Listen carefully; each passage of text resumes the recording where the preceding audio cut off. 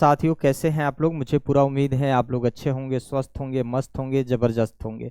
साथियों, उत्तर प्रदेश में जितने भी आउटसोर्स कर्मचारी हैं, आंगनबाड़ी कार्यकर्त्री, सहायिका हैं या संविदा अस्थायी दैनिक वेतनभोगी जो भी कर्मचारी हैं, सरकार उनके मानदेय बढ़ाने पर विचार लगातार कर रही है। आज के न्यूज़पेपर में जो साथियों खबर निकल कर आई है, उससे यह संकेत मिल रहा है कि बहुत जल्द ही आपका मानदेय बढ़ने वाला है साथियों। क्योंकि जिस तरह से आंगनबाड़ी कार्यकर्ताओं के लिए, कार्यकर्त्री के लिए ये बात किया गया है कि जिस तरह से आंगनबाड़ी केंद्र स्मार्ट होते जा रहे हैं, उसी तरह से आपका मानदेय भी स्मार्ट मिलना चाहिए, यानी अच्छा खासा आपको मानदेय भी मिलना चाहिए। इस पे सरकार अपना विचार कर रही है, मंथन कर रही है और सारे विभागों को ये निर्देश दे दिए हैं कि जल्दी एक बड़ा सा समारोह का आयोजन किया जाए, ताकि उनकी मानदेय बढ़ाने की घोषणा को त्वरित लागू किया जा सके। सरकार ने स्पष्ट शब्दों में हर विभाग को यह संकेत दे दिया है साथियों।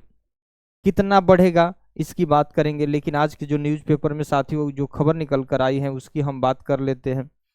यहाँ देखिए जो लिखा है यहाँ पे कि आंगनबाड़ी आउटसोर्स कर्मियों का बढ़ेगा मानदेय, और सीएम योगी आदित्यनाथ ने इसके स्पष्ट क्या कर दिए हैं, घोषणा कर दिए हैं साथियों। यहाँ लिखा है 450 करोड़ की लागत से बनेंगे 3170 आंगनबाड़ी केंद्र और 140 बाल विकास परियोजना भवन का निर्माण भी होगा।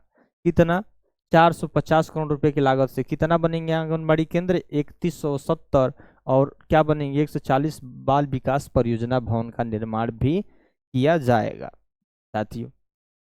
यहाँ लिखा है योगी आदित्यनाथ ने कहा है कि आंगनबाड़ी केंद्र स्मार्ट हो रहे हैं, तो आंगनबाड़ी वर्कर्स का मानदेय भी स्मार्ट होना चाहिए। मैंने विभाग से कहा है कि मानदेय बढ़ाने का प्रस्ताव जल्द लाएं और बड़ा समारोह कर बढ़े मानदेय का वितरण प्रारंभ किया जाए।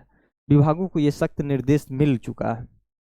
न्यूनतम मानदेय की गारंटी सबको मिलना चाहिए। उत्तर प्रदेश सरकार ने आउटसोर्स सेवा निगम लिमिटेड की स्थापना भी कर दी थी कि न्यूनतम मानदेय की गारंटी सबको मिलना चाहिए, कि यानी 15,000 अगर कहा जाए कि उत्तर प्रदेश में इसकी घोषणा कर दी गई कि 15,000 से नीचे किसी की भी मानदेय नहीं होनी चाहिए। ये गारंटी होना चाहिए कि इससे कम कोई नहीं दे सकता है।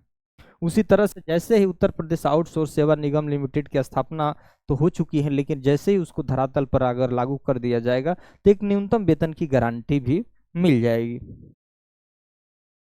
इसीलिए हमने आउटसोर्स सेवा निगम का भी गठन किया। अधिकारियों को सख्त निर्देश दिया है कि बहुत जल्द ही इसको धरातल पर लागू किया जा सकता है और सम्मानजनक, जिससे मानदेय आपको मिल सके। योगी सोमवार को आंगनबाड़ी वर्कर्स को नियुक्ति पत्र स्मार्ट फोर अन्य डिवाइस वितरण कार्यक्रम को संबोधित कर रहे थे। उन्होंने कहा कि जितनी आउटसोर्स कंपनियां थी उन्हें कोई नेता या माफिया संचालित करता था। सरकार से 10-12 हजार रुपये लेता था और कर्मियों को 4-5 हजार रुपये देता था। नियुक्ति में अलग अलग पैसा वसूलता था। इससे शोषण आधारित व्यवस्था पर निगम के जरिए खत्म किया जाएगा।